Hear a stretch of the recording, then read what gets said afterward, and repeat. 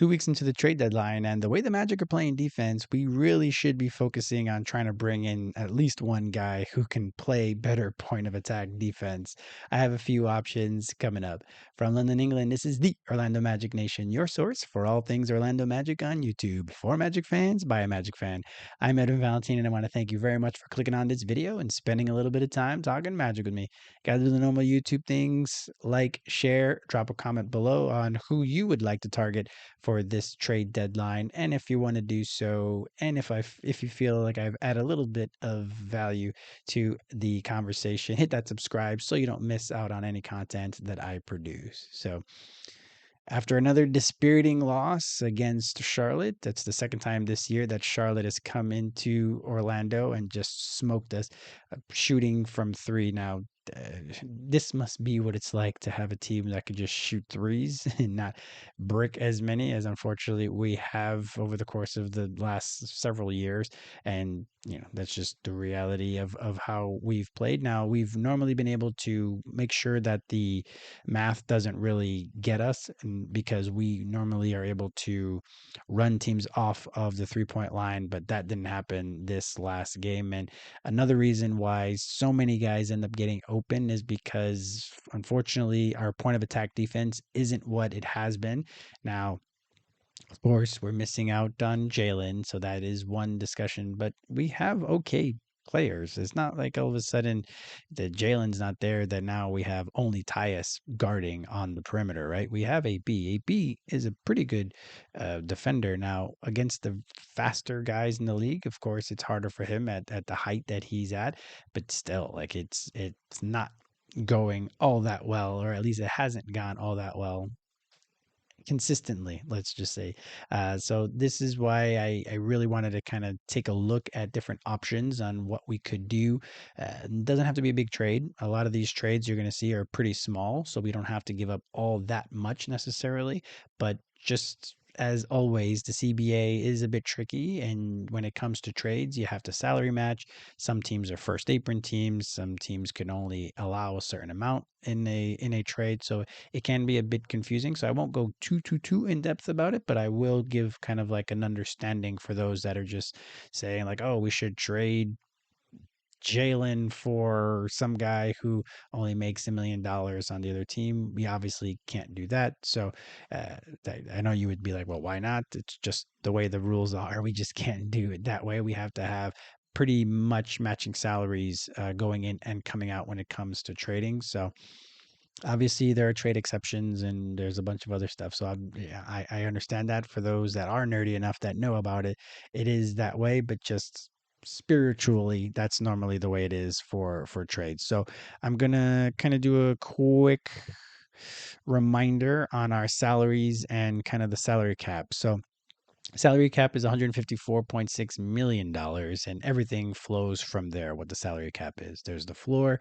which we'll never have to worry about again. Not never, but it's going to be quite a while where we have to worry about the salary cap floor.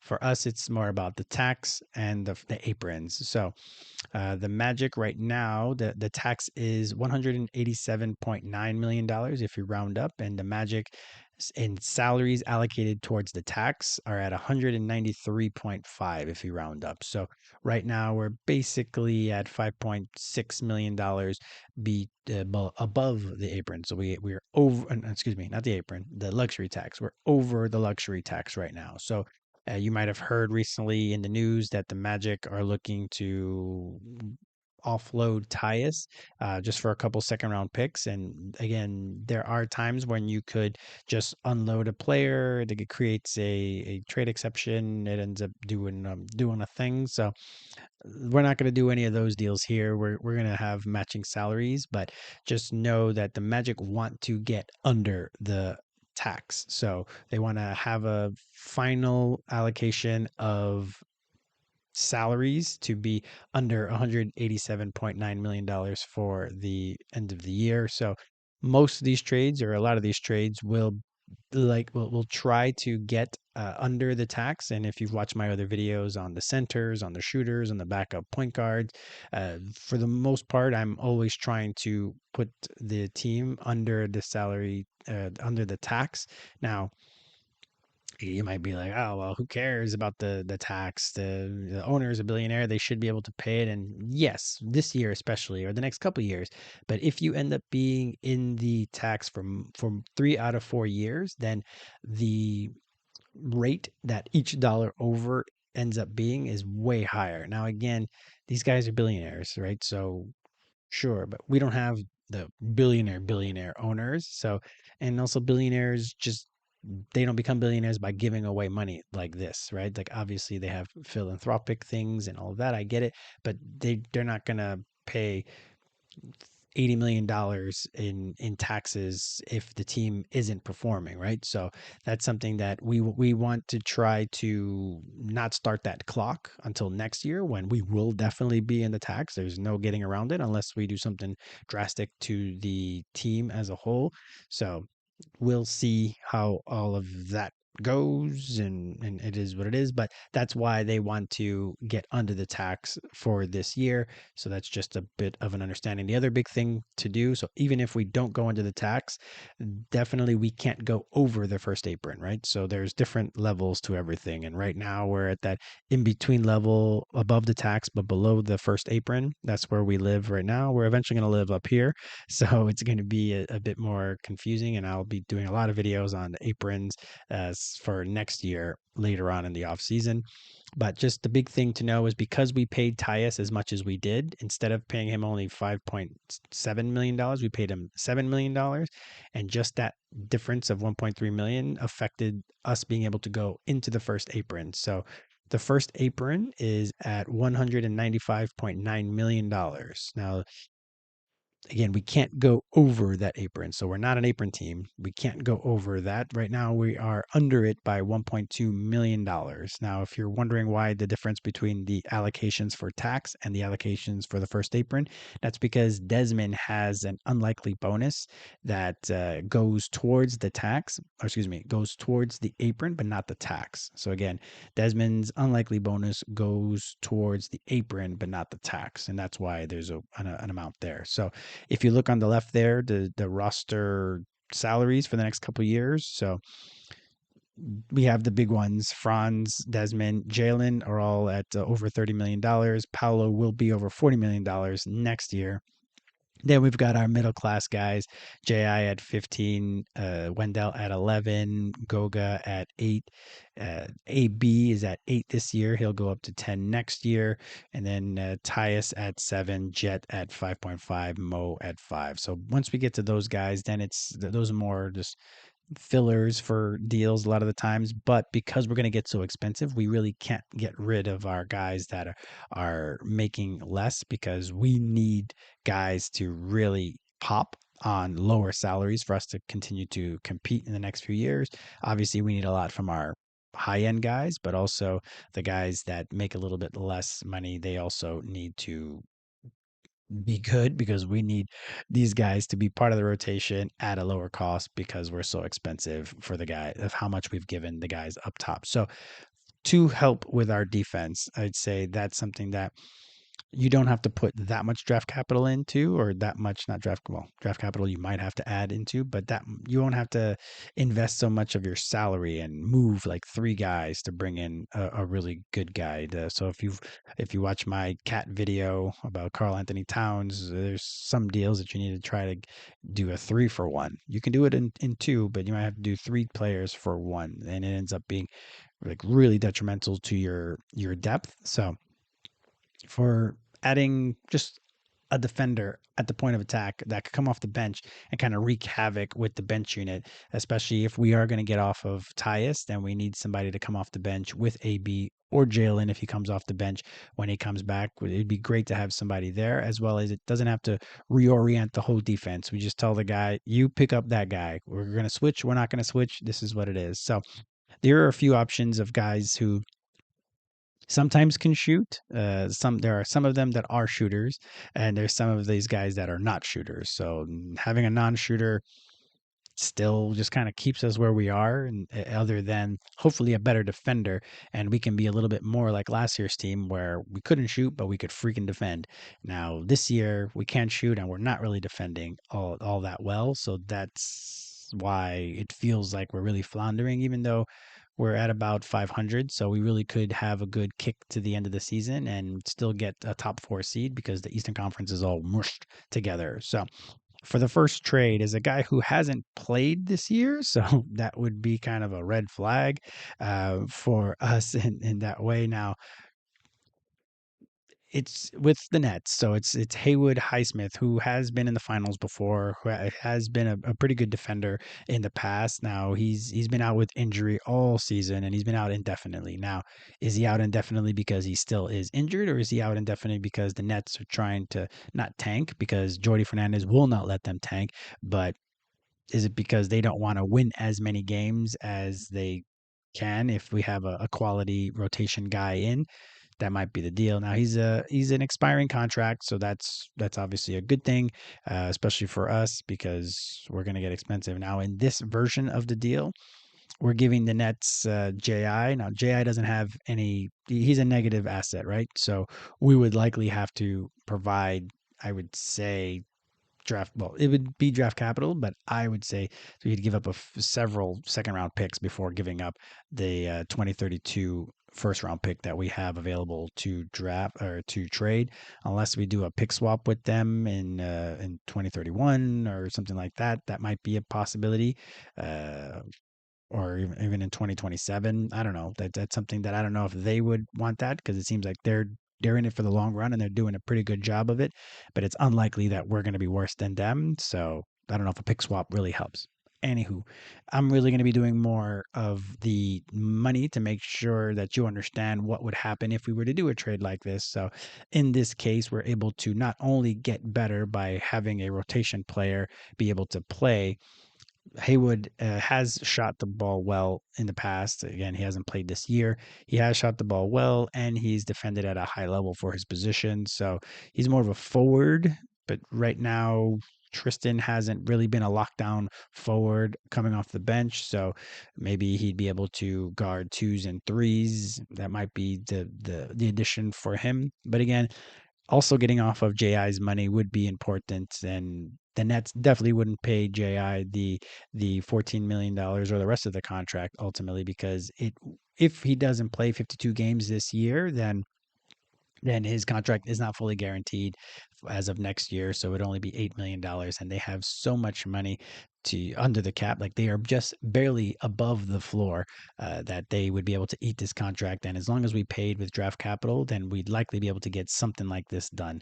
We could even do this plus Cam Thompson, again another expiring contract for them, but again, that would only benefit us really, and I don't really know why they would do this other than to help us out. But if we were to add Cam Thomas to this, then we still stay over the tax. And again, we're trying to get under that tax. So another person would be with an old trading partner. It would be with Memphis. Now, again, Memphis is trying to get into the play-in game. I think they are right now in the play-in conversation, or they're in the ninth seed or 10th seed in the West. So I don't really see why they would do this necessarily as well, unless we just want to keep on giving them all of our draft capital.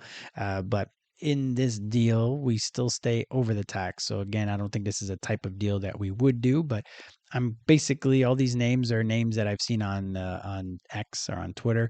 So I just wanted to kind of give an understanding of yes, they would be an addition to the team, but what would we be able to give in return? Now, in this option, we're giving up Tristan because you look at some of the players that we would be able to give them, and it just doesn't make sense for them or make sense for us. So again, we have to have pretty matching salaries, and they're also um, hard capped basically, so they can't do anything crazy as well. But so that's why this one really we are giving up Tristan, somebody who is a little bit more salary, so we're taking in less, but not really less enough for it to make sense. Now, theoretically, we could put Tyus there, and it gets closer to being under the tax, but I don't think it gets us there exactly.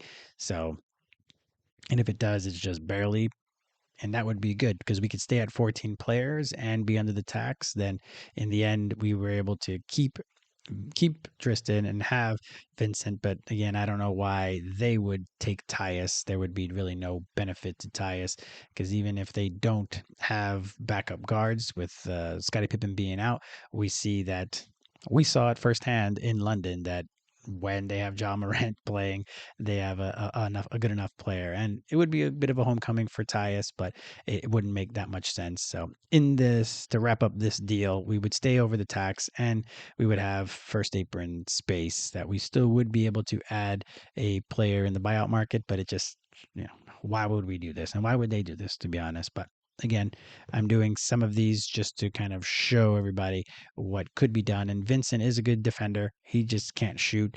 Another guy who can't shoot is Agbaji of the Raptors. The Raptors seem like they're wheeling and dealing, or want to wheel and deal. So if they want to wheel and deal their way into getting Tyus, this is what would look like here. So Tyus would go out, and an Agbaji would be the one to come back. So again, I try to get matching salaries pretty close to it, because again, we could try to give them Goga, which would be a little bit better for us financially.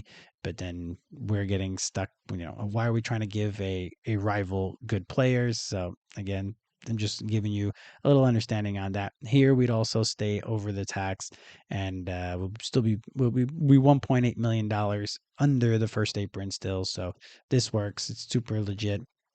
It'd be great for us. We have another like attack dog on the defensive unit, or excuse me, on the second unit on the defensive end. So that would be ideal, obviously. And they almost kind of seem like they want to dump him. So expiring for expiring, I don't see, like if this is something that they would do, great. Then I would suspect that we would have to add some draft capital. That's why I put a second round pick on there for this one, because this really helps us in the end by us not having a shooter, unfortunately, but a definitely someone who can just play pretty tough defense on the second unit. Then the one that everybody wants in the NBA is Keon Ellis, right? So this deal that I put together here, this does get us under, and again, it's something that they need. They need size. I know that's something that they have a rookie that's playing pretty well, but the Sabonis has been out for most of the year. So if we give them Goga, this gets us under the tax. So this is a bit of a win-win for both teams. I just don't know. Especially with Goga being in a pretty good deal and him not being too expensive in the next year. I think this is actually a pretty good deal for them, especially if they're looking to kind of rebuild. So that would be that. And Keon Ellis, for some reason, was out of the rotation in Sacramento, but he is a okay shooter. I think he was at 40% at one point this year from three, and he's a lockdown defender apparently that Sacramento, so not everybody sees him very often. But this deal would be a boon for both teams, where they both would be benefiting from it. So that's something that could be done, and it keeps us under the tax. We get a good rotational player. We would be losing some depth on the big man in the big man rotation, so that would stink. But at least in this end, we help our point of attack defense. So then the last guy, definitely for shooting more than the defense, but he's not a bad defender, is Royce O'Neale. So Royce O'Neale makes a little bit more than a lot of the other guys that I talked about. He's a little bit older, so he's at about $10 million, and he has unlikely bonuses because his contract is a little bit older.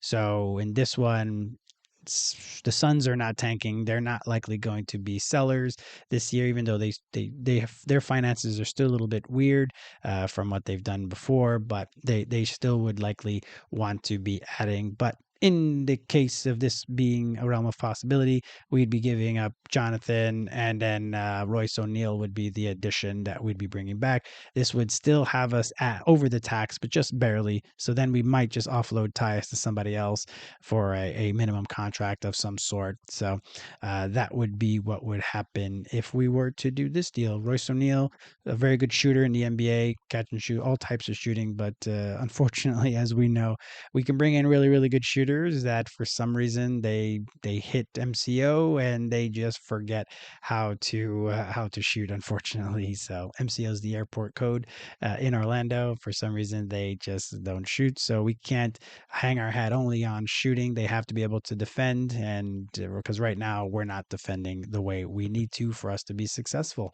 So those are some options for defenders that we could try to bring in that hopefully would be able to help us in one way or another defensively. A lot of them are smaller guys. They're not any of the big shot blockers. If you want that, I have the centers video that you can check out on my channel. So take a peek on that. But that's that. And some of them again are shooters, and we really, really, really need shooting. But if we're not going to get the shooting, then hopefully we have guys that want to defend and sit and defend with hands high, just like Mosley talks about all the time, is what we're needing, especially if we're not going to change our offensive philosophy mid-year, like just like most teams don't do.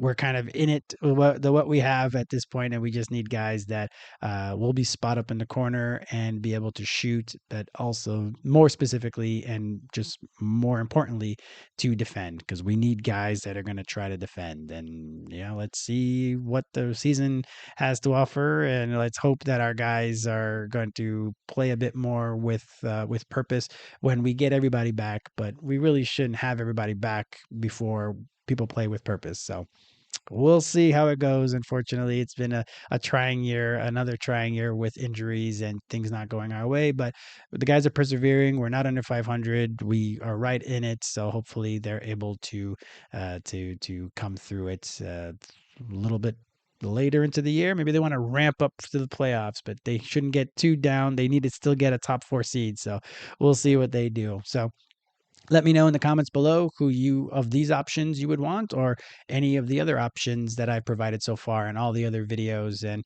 we're getting closer to the trade deadline, so our name is starting to go out there a lot more. So we'll see what the Magic do, and if it's just going to be a salary dump, that's going to be a little underwhelming. But we're used to that, unfortunately, at the trade deadline the last couple of years. So drop a comment below. Let me know. Like, share. I'll do all the normal YouTube things. And if you feel I added some value, hit that subscribe so you don't miss out on any content that I produce. So I just want to thank you very much for clicking on this video and spending a little bit of time talking Magic with me. I hope you're having a great day. Yeah.